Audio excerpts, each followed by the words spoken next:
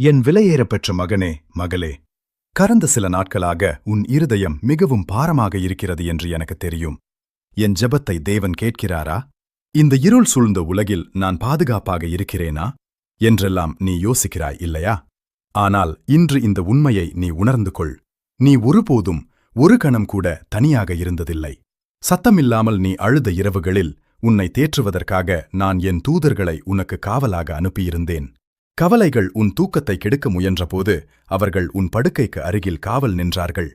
உனக்கு தெரியாத எத்தனை பெரிய ஆபத்துகளை அவர்கள் உனக்கு முன்பாகச் சென்று நீக்கினார்கள் தெரியுமா?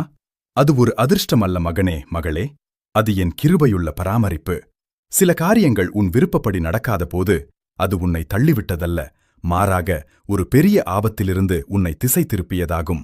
எல்லா அற்புதங்களையும் கண்களால் பார்க்க முடியாது. உன் உள்ளத்தில் திடீரென்று ஒரு சமாதானம் உணரவில்லையா? வேண்டாம், போகாதே.